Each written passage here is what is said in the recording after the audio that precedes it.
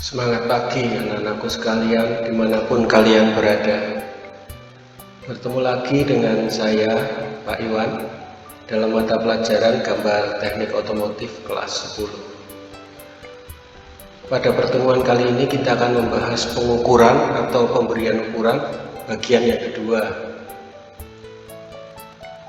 Kompetensi dasar yang mau dicapai adalah kompetensi dasar 3.9, memahami pemberian ukuran berantai, sejajar, kombinasi, berimpit, koordinat, dan ukuran khusus. Kompetensi dasar 4.9 menggunakan ukuran berantai, sejajar, kombinasi, berimpit, koordinat, dan ukuran khusus. Mari kita bahas tentang susunan ukuran. Ada 5 macam susunan ukuran yang sudah ditentukan sesuai ketentuan maksudnya. Yang pertama, ukuran berantai. Yang dimaksud berantai bisa kalian lihat di gambar ini, sebelah kanan ini. Ada ukuran berjejer seperti ini. Ini yang dimaksud ukuran berantai. Pencantuman ukuran seperti ini ada kelebihan dan kekurangannya. Kelebihannya ialah mempercepat pembuatan gambar kerja. Kekurangannya ialah dapat menimbulkan toleransi yang semakin besar sehingga pekerjaan tidak teliti. Maksudnya toleransi semakin besar adalah dalam proses pengerjaan apabila ada penyimpangan dari masing-masing ukuran ini, maka akumulasi penyimpangan pada saat ukuran terakhir secara keseluruhan akan semakin besar. Oleh karena itu, pencantuman ukuran secara berantai ini pada umumnya dilakukan pada pekerjaan-pekerjaan yang tidak memerlukan ukuran tinggi. Yang kedua, ukuran paralel. Ukuran paralel atau ukuran sejajar merupakan ukuran-ukuran yang diperoleh dari satu titik yang dijadikan patokan atau referensi. Cara ini biasanya digunakan untuk benda-benda yang memiliki ketelitian tinggi. Mari kita lihat seperti benda di samping ini. Disebut ukuran paralel atau sejajar karena semua ukuran dibuat dari garis ini, garis vertikal ini, ujung benda ini sebagai patokan. Semua ukuran dibuat dari ujung yang satu ini, sehingga dalam pengerjaan tidak akan meminimalkan penyimpangan pada semua ukuran. Apabila salah satu ukuran salah, tidak akan menyebabkan ukuran yang lain salah. Ini ukuran paralel, ketelitiannya lebih bagus. Yang ketiga, ukuran gabungan merupakan gabungan antara berantai dan paralel. Cara ini digunakan karena dinilai lebih efektif dan efisien, terutama dalam hal pembuatan gambarnya. Ya, kita lihat contohnya. Bayangkan seandainya gambar ini hanya menggunakan ukuran paralel saja, maka ukuran 10, 20, dan 10 yang ini akan memakan tempat ke bawah, dan dalam prakteknya, dalam proses produksi akan sulit untuk diukur. Maka dibuat ukuran gabungan di mana ukuran 10 dan 20 ini diukur dari sisi kiri, ukuran 40 dan 50 diukur dari sisi kanan, dan kemudian ukuran 10 yang tengah ini adalah terbentuk dengan sendirinya apabila proses produksi dilakukan. Yang keempat, ukuran berimpit. Ukuran berimpit yaitu pengukuran dengan garis-garis ukur yang ditumpangkan atau berimpit satu sama lain. Ukuran ini dapat dibuat dengan catatan tidak menimbulkan kesalahpahaman dalam baca gambar. Pada ukuran berimpit ini, titik pangkal sebagai batas ukuran atau patokan dalam pengukuran atau disebut juga bidang referensinya harus dibuat dengan sebuah tanda lingkaran, dan angka ukurnya harus diletakkan di dekat panah sesuai penunjukan ukurannya. Kita lihat gambar di samping. Ini adalah titik referensi. ke kiri 10, artinya diukur 10 dari titik referensi, kemudian 38, ini 38 mm dari titik referensi, bukan dari titik 10. Ini yang dimaksud, jangan sampai menimbulkan kesalahpahaman dalam membaca gambar. Demikian juga yang kanan. 20 ini adalah dari titik referensi, kemudian setelah 20 ada ukuran 30, ini juga dari titik referensi, bukan dari titik 20. Demikian halnya yang di bawah juga sama, dari titik referensi di pinggir bergerak ke kiri 10 mm, dan kemudian 40 mm ini juga dari titik referensi, bukan dari titik 10. Di sini hati-hati dalam membaca ukuran berhimpit, karena begitu terjadi kesalahan maka jarak lubang ini akan lebih lebar, lebih jauh lagi, sehingga yang terjadi justru akan terjadi kesalahan proses produksi. Yang terakhir adalah ukuran sistem koordinat. Jika pengukuran berhimpit dilakukan dalam dua arah, yaitu ke arah sumbu X dan sumbu Y. Pengukuran koordinat dilakukan dalam dua arah, yaitu sumbu X dan sumbu Y dengan bidang referensinya di titik 0, maka akan didapat pengukuran koordinat. Ya, jadi ukuran berhimpit ke Y dan ke X dan ke Y, maka akan terjadi koordinat. Seperti ini, berhimpit ke samping kiri kanan itu ke arah sumbu X, dan ini berhimpit ke atas itu ke arah sumbu Y. Dari satu titik referensi koordinat 0. Kalau dalam matematika mungkin kalian mengenal koordinat kartesius. Nah, ini aplikasinya dalam gambar teknik. 0 ke kanan 10 mm, kemudian 30 mm itu juga dari titik 0, ya, dan seterusnya, sehingga lubang-lubang ini bisa hanya diberi tanda A, B, C, D dan seterusnya, dan ukurannya digambar pada tabel. Dalam beberapa hal lebih membuat sederhana gambar teknik, tidak perlu ada ukuran yang bermacam-macam memenuhi gambar seperti itu. Kemudian ukuran pada bentuk-bentuk tertentu, apa saja itu? Yang pertama, profil. Kita mengenal profil-profil yang beredar di pasaran seperti profil I, profil U, profil C dan sebagainya. Itu biasanya sudah ada tabel ukurannya. Jadi sebuah bagian benda dengan bentuk garis lengkung dan memiliki beberapa busur lingkaran. Menggunakan ukuran dasarnya adalah jari-jari atau radius R. Nih ya, lihat semuanya pakai R. Dari kedudukan titik pusatnya dan garis singgungnya. Contoh profil adalah profil berpenampang U, profil I atau profil C, di mana salah satu sisinya pasti ada berbentuk bulat atau radius, hasil dari proses pengerolan panas.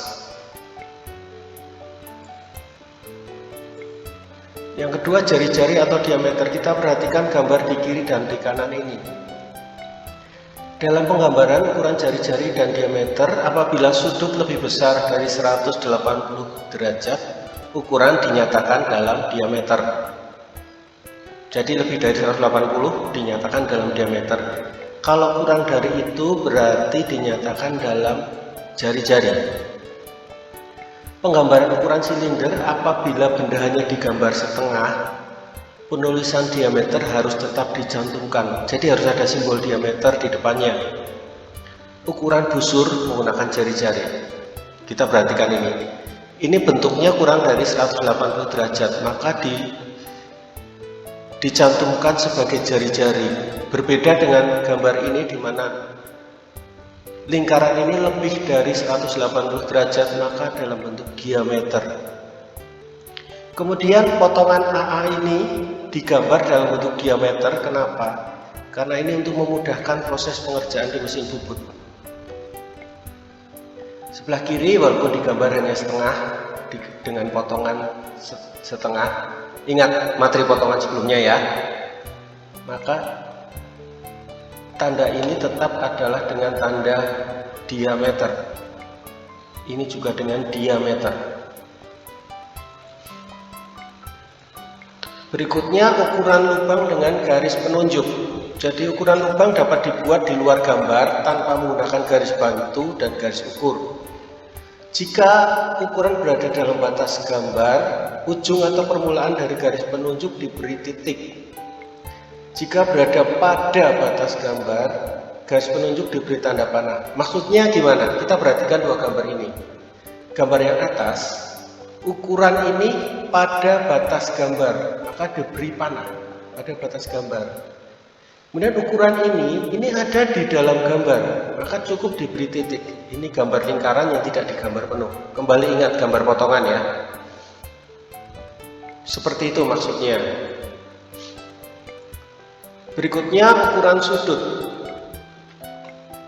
Sebuah busur akan memiliki ukuran sudut dan garis ukurnya terletak pada kedua kaki sudut atau sebesar perpanjangannya. Perhatikan gambar di samping ini. Sebuah busur, mana busur? Ini busur ya. Kita bisa memberi ukuran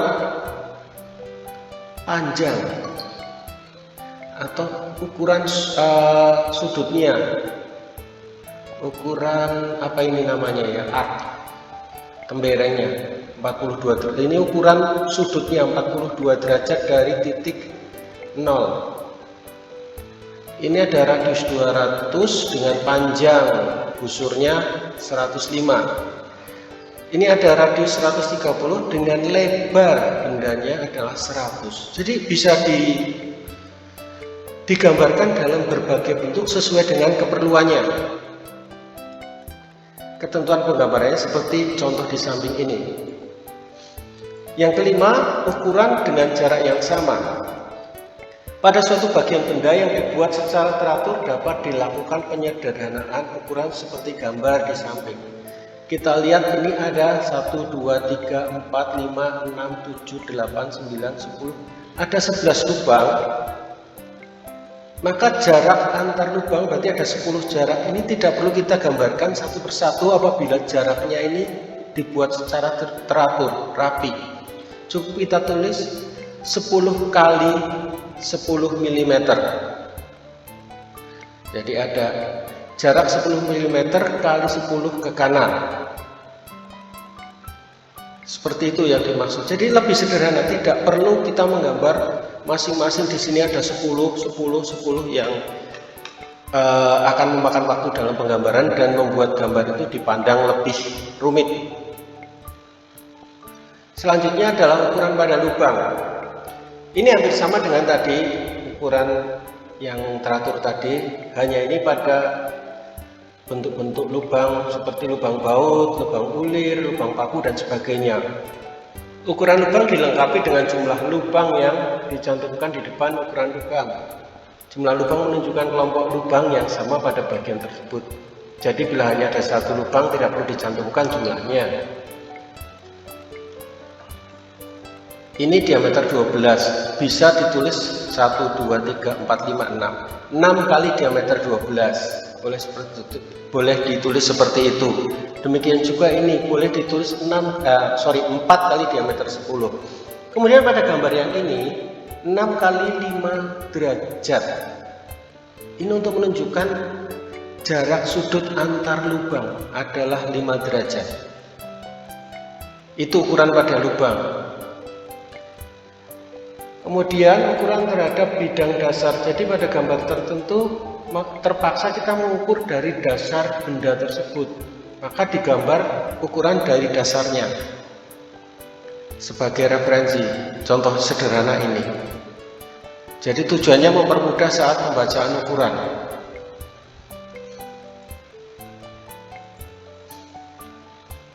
Yang kedelapan, alur pasak. Penunjukan ukuran alur pasak pada benda-benda potongan yang beralur pasak. Contohnya seperti pada roda gigi, pada kopling, pada puli, itu seperti gambar di samping. Coba perhatikan lebih teliti. Bendanya itu seperti ini ada alur pasak, ini ada alur pasak. Pada bidang yang digambar alur pasak, ini adalah gambar potongan setengah ya, kembali ingat gambar potongan. Garis ukuran tidak digambar. Untuk menunjukkan ukuran diameter lubang, garis ukuran pada bidang yang digambar alur pasak tidak digambar. Itu perbedaannya. Dan yang terakhir adalah ukuran pada ulir. Yang pertama ulir luar. Maka ulir luar, walaupun kalian bisa nanti dalami lagi tabel ulir itu ada. Yang harus digambar adalah diameter nominal. Diameter nominal itu mana? Ini diameter nominal.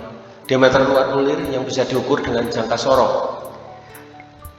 Tinggi kepala baut, lebar kunci, tinggi kepala baut, lebar kunci pas ya, panjang baut, dan panjang ulir. Itu harus digambar. Diameter terbesar ulir digambar dengan garis tebal kontinu. Garis ukur ditarik dari diameter ini. Diameter terbesar ulir mana? Ini diameter terbesar. Ukuran dia gambar dari garis ini. Diameter terkecil ulir digambar dengan garis tipis. Nih lihat, garisnya berbeda tebalnya. Dan digambar lingkaran tampak di atasnya. Untuk tampak atasnya ada lingkaran kecil. Mana? Ini ada lingkaran kecil ya. Digambar kurang lebih 3/4 lingkaran untuk diameter terkecil ulir. Ini hanya untuk menunjukkan bahwa ini adalah ulir. Kemudian untuk ulir dalam, diameter nominal tetap digambar, tinggi mur dan lebar kunci juga digambar. Pada gambar potongan, diameter terbesar ulir digambar dengan garis tipis kontinu. Kemudian garis ukur ditarik dari diameter ini, karena ini ulir dalam. Lihat ini, diameter terbesar ulir ini digambar lebih tipis. Kemudian diameter terkecil digambar tebal, karena ini adalah untuk ukuran lubang. Pada gambar pandangan semua garis digambar dengan garis putus-putus.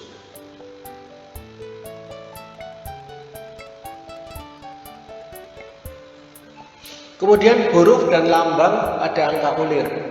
Tadi saya sudah berkali-kali menyebutkan diameter ya. Jadi pada ukuran lingkaran di mana harus dinyatakan dalam diameter itu di depan angka diberi simbol ini, simbol diameter. Kemudian apabila bentuknya bujur sangkar diberi simbol bujur sangkar. Kemudian apabila bentuknya melengkung dikasih huruf R besar, huruf R besar di depannya. Kemudian pada bola juga, bola radius, maka dikasih SR di depan angka. Dan apabila ukuran bola itu dinyatakan dalam diameter, ada S dan kemudian lambang diameter di depan angkanya. Contohnya seperti ini. Untuk menunjukkan bahwa ini adalah benda berbentuk lingkaran, di depan angka 30 ada diameter. Untuk menunjukkan ini adalah bujur sangkar, di depan angka 40 ada simbol bujur sangkar dan ini disilang. Tanda ini rata. Demikian juga ini ukuran radius, ini radius 10 ada R di depannya. Demikian anak-anak pertemuan kali ini tentang pemberian ukuran bagian kedua. Terima kasih atas kebersamaannya. Sampai bertemu pada pertemuan selanjutnya. Tetap semangat.